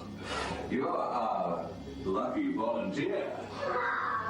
Now, dear friends, you're probably asking, what could the galaxy's leader in sophisticated technology possibly do for me? Well, how would you like to travel anywhere, anytime, at the touch of a button? Science fiction? No. We're trying to get the fingers. The XS Series 1000. The first in a complete line of personal and commercial teleportation systems, capable of sending bright-eyed biological life forms like yourselves, and You're talking about what you can see life underneath forms like the Skippy, illusion that from one place to another instantly. In a moment, I will break down our fuzzy little friend into a mass of molecules, send those molecules through the air above your head, and reconstruct them in the tube over here as good as new. Things like the elbows. And now, witness for yourselves the wonders of XS teleportation. Phase 1 of the project has begun. What's funny is the action figure is posed with the elbows out, so it's funny, the correlation. Don't worry, it's practically painless. And now, second phase. The molecules... Well, he's trying to see where it went. He's trying to see through your illusion. Atom by atom, reconstruct our carefree travel. Yeah, the lights and the LN2 all work together really well. He's fried. Oh, shut up, Scrubby. You're not burned. You just got a healthy glow. The eye roll, man. And Skippy was a great figure because he had, it's really hard to do squash and stretch with animatronics, and he had enough folds in his neck that he could really stretch out. I think that's part of what broke the expectation. So what's funny, obviously Skippy stayed through to Stitch's Great Escape. It was honestly the only reason I went in there consistent. I used to try to walk out through the main theater and go see the pre-show trailer. But what's amazing is we were sitting in the back watching the first pre-show, and I think we go a lot, and we saw that animatronic a lot. You watch them age sometimes, and you see the movement diminish, and so it's like seeing them again for the first time tonight, seeing Skippy, the eyes actually kind of move apart and all that movement that's intended, and it's a shame when you lose that over time. Agreed. Maintenance on figures that are that complex is really hard to hold up. Yeah, he was very good. Yeah, I mean he's I love that Dan said they're like, no one will ever love this character, and he has endured, man. We had 150 people over the course of the day show up at Magic Kingdom the other day, and we have the magnet with Skippy, and everyone knew who it was and was excited to get it. So he has endured beyond all. As much as Figment. I don't know. Maybe. As much. I saw a great Figment. When we sweatshirt start out getting here. Skippy popcorn buckets. Yeah. then we can we get a Skippy popcorn bucket, please? I need You know, one a of the things that Greg was talking about, the binaural recording, is that the hardest thing to do in binaural recording is get frontal imaging. Back here, it's very easy to tell if a sound is moving around like this. It's very hard to get frontal imaging because a lot of times it'll sound like it's still back here. So we paid a lot of attention to what effects were happening out here. Therefore, a lot of the things were happening behind you and around you, left to right. So it was a trick. And I don't know, were you able to edit those cuts in that? Because I know in the late 80s when we did Sound Stations, we could not edit the binaural recordings. We had to do 36 takes of Sound Stations before we had it all right. I don't know, I don't remember if that one we were able to edit or not. Because usually we had to do one take or do it all over again. Wow. So, Yeah, because if you cut, that was very obvious. Right. Your mic. Because the sound went doink. right. Greg, your mic's down. Oh, sorry, if you cut with binaural, you create this instant change in position. position of the sound. Yeah. And yes, Mike is exactly right. There's this front-back image problem, even with headphones, and you listen to stereo headphones. front and back is difficult because your ears are set up to be horizontal, to, listen for the lions and so forth. So, yeah, it was a challenge to create a frontal image. And to know when the more invasive things. I mean, the closer, obviously, you got to the recording head, the Right. more it kind of creeped you out. Yeah. So we wanted to keep it like an accordion. We wanted to keep the sound kind of doing this and letting it back about a little bit, and then move left to right a lot to keep the sound constantly moving in the seats. I think what you brought up about the seats not being obvious was really important too. Yeah. Because guests sat down and you put on headphones, you kind of get an idea what's going to happen. know, yeah. You sat in those seats, Yeah, you weren't yeah. ready for what was going to happen. Yeah, you didn't know. Yeah. You're like, how is this happening? Right. Other than the fact that someone is actually there. Yeah. Yeah. Right, Yeah. right. And we build in screams to kind of prime it a little bit when Yeah. we recorded the binaural. So you hear somebody scream, then you'd scream. Right. So Yeah, it and was- you'd hear like across the theater. Right. You'd hear like, oh, what's going on? I guess it's over there. Okay. Yeah. Yeah. Don't eat me, eat this one. Yeah. Yeah, yeah. That was one of the good lines. Eat them. Yeah. It was fun. I agree. It was Well, fun to record. it was okay.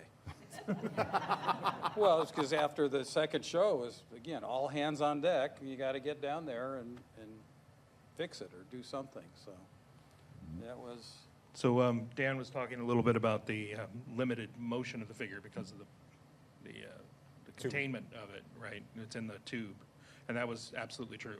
I remember Rick kept asking, "Can make it move more? I can't see it moving." We're at like maximum velocity. Things just flopping around, and there just wasn't that much. The character design was challenging, because it couldn't do much. But the lights help. The lights, the lighting the package, 'cause they LN2 kept stuff and changing moving. the light direction, Right. so you're throwing the shadows around. That was the saving It grace. made it look like he was moving. a Yeah, lot we more. couldn't keep the stage alive for him very long, but Right. we were able to for the time we had because of the lighting controls we had. Yeah. Wow. So Yeah. that was Alien.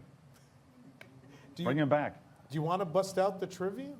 if you think we have time. I mean, How do we have time, everyone? the prize is a Skippy. No, I don't know where. The I don't know. actual figure. I don't know where Tom's going to find it, but I'm sure he will. Okay. So, now I got to get my specs out. I didn't have to do this. We did the show. But. Okay. So, what was the name of the Tomorrowland building where the attraction took place?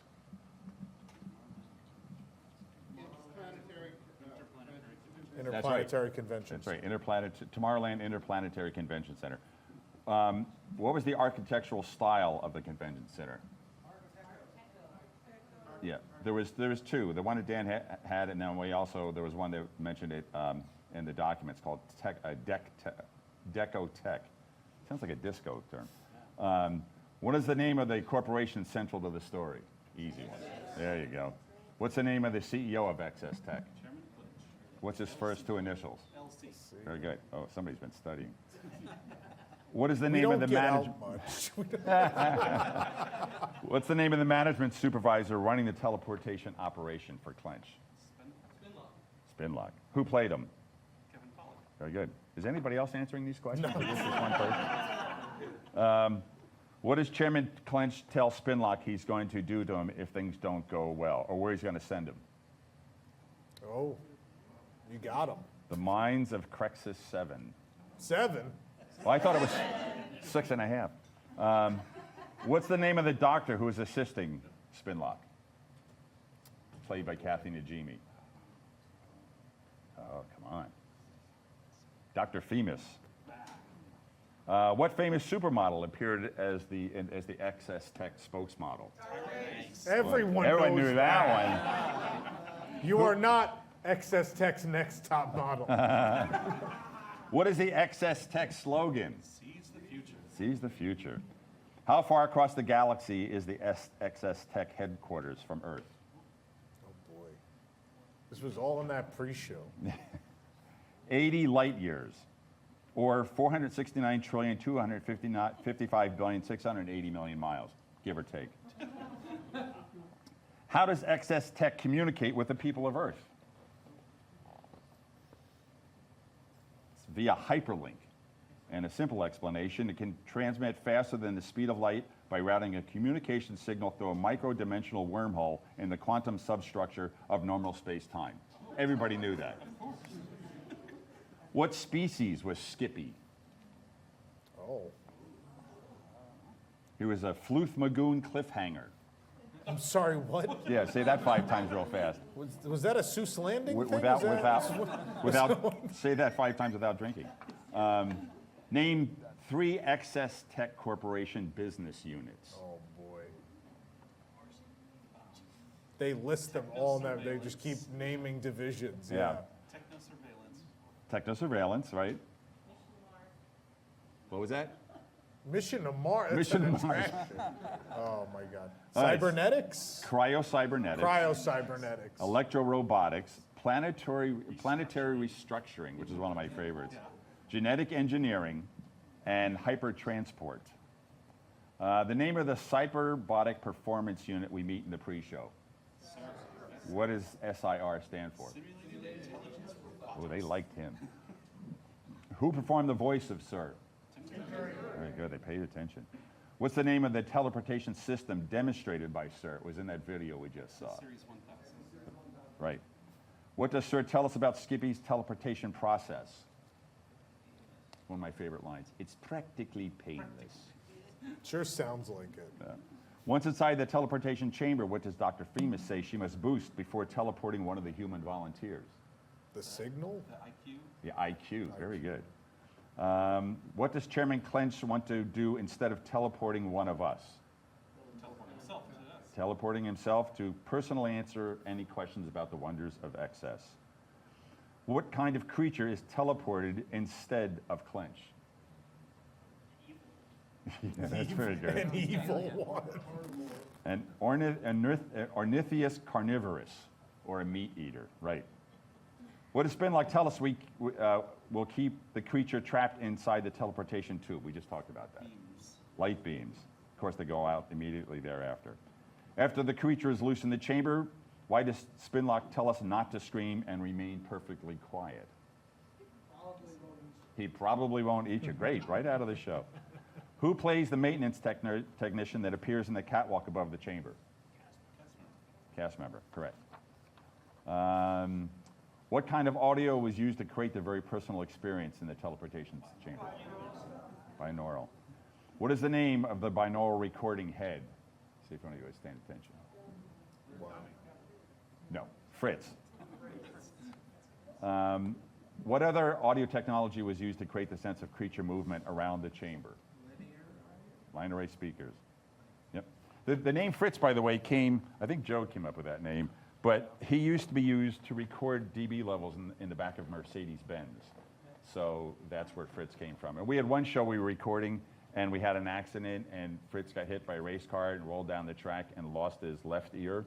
So we called him Van Gogh from that point on. So Joe was recording, it was NASCAR It was for Sounds Dangerous. Yeah. Sounds Dangerous on the track that was here when they had a track. And so he's out there with Fritz standing in the middle of the track. Well, Joe wasn't, but No, Fritz Fritz was. was. And got hit by a car. Well, the thing, we had 3 cars. We had Fritz in the middle of the track, and we had one car this way, one car this way, and one car this way to get the sense of cars whizzing by you. And I was on a set of headphones, and Joe was on a set of headphones, and they would go by, and I'd get a call from the driver. He says, "How's that?" I said, "Could we get a little closer?" "Okay." "How's that?"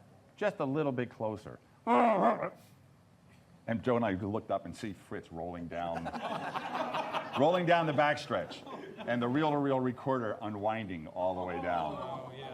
But the only damage to that head, like I say, he lost his left ear, and we glued it back on and went on and continued recording the next day. Did they ask you after that, was that close enough? Well, that's exactly what he said. He said, Is that he just came on close and just enough? goes in a great NASCAR voice, says, "Well, that close enough?" Thanks. Well, we had told them when we started this up that was a $500,000 head or something. We just made it up. And so they saw that rolling, but then the guy said, that's a $250,000 race car headed for the wall and it can't turn. Oh. Jeez. Fortunately, he did. So to wrap us up here, Dan said failure. The word failure was used. He said it was the one that got away. how do all of you feel about this particular project, its legacy, and where does it fit in the grand scheme of your careers? I don't know. It's one of the ones I enjoyed working on the most, and I think it has this kind of cult, lasting legend to it. You know? The kids get out of therapy, they're fine. Well, the Imagineer sessions were right before ours for Alien Encounter. That's true. We all had to go for this one.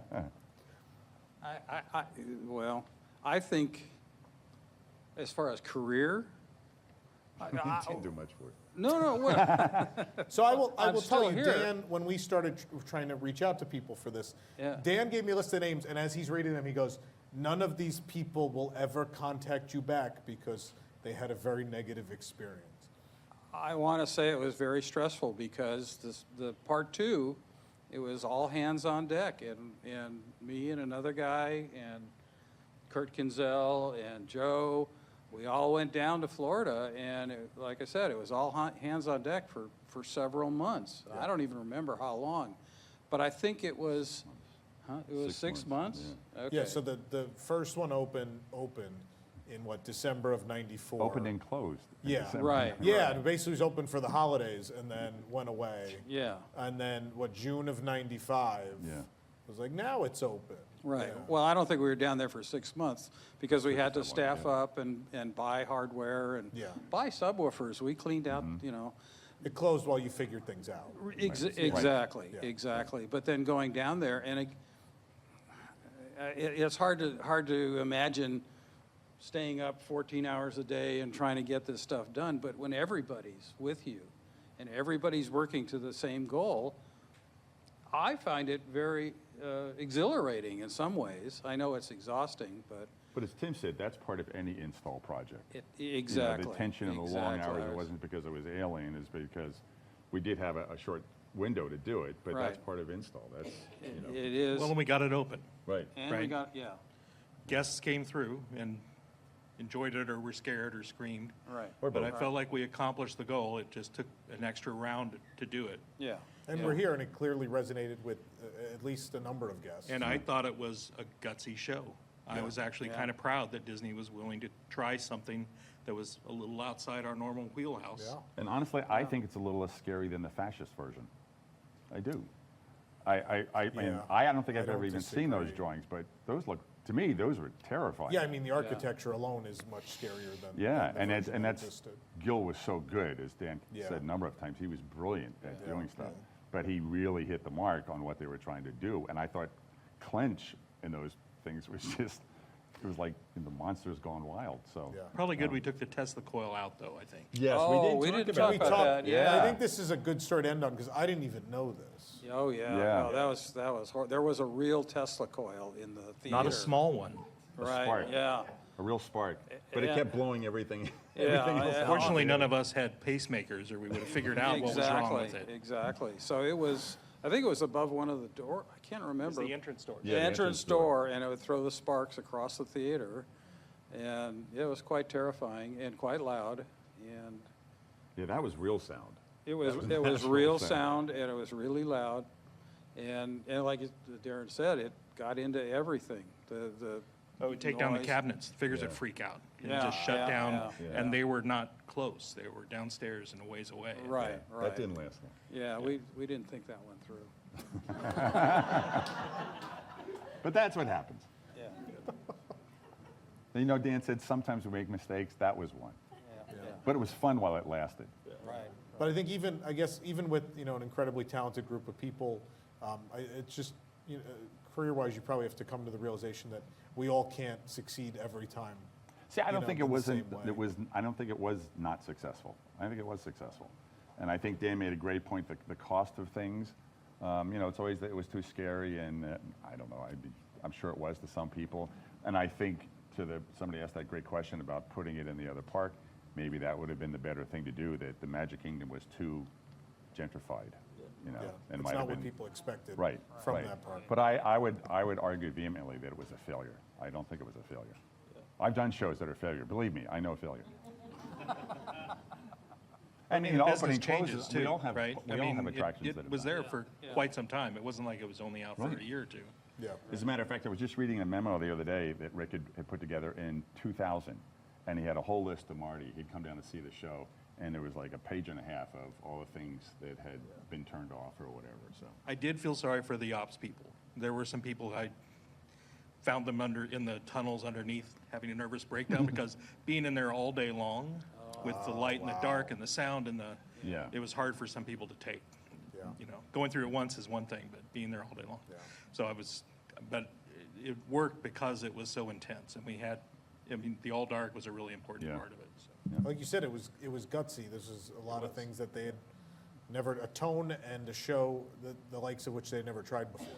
And Yeah. technically, as Dan talked Yeah. a lot about, we have here, it was just so well done. I mean, the sound and the lighting and the tube effects and everything and Yeah. the programming, I just thought it was outstanding. And It's- Jerry it's- Reese did a great job directing the media. It was really well done. Yeah, I think everyone that's here, we realize that it's a great story, and obviously we love the characters, but I think it's been enlightening to hear what's behind the walls, what's in the floor, and beyond, because it really is an impressive show. Yeah. So I was throwing, not shade, but I was talking about Rothschild, how hard it is to work with him sometimes. But there's a lot of detail there that he was the director who brought that sort of thing. So there's blinky little white lights all over the theater. He gave me a piece of classical music to score those white lights to. Well, show him the list here that he made. Yeah, I mean, this frame is- by frame. He this is- Do we created. have the zoom lens available? But, I mean, this was, it's hard to see, I guess, but It is. this was might be able to get it. frame by frame, the way Rick laid out a show. I mean, every frame of the show was dictated what was going to happen, when it was going to happen, how long it was going to happen. Let's see if we can- So, I don't know if you can, We're trying. okay. But that's the way Rick ran things, and that's why I think to this day he's one of the best producers Imagineering ever had. And not he's just the looking in- script, but every detail. Oh, no, of every the lighting effects effect, every and- every special effect, it was the dialogue, that's just the way Rick laid it out. And it became kind of the Bible, the way we did a lot of shows. So it was very well done. And Rick's still doing great stuff. Well, there you go. A legacy of terror, the extraterrestrial alien encounter.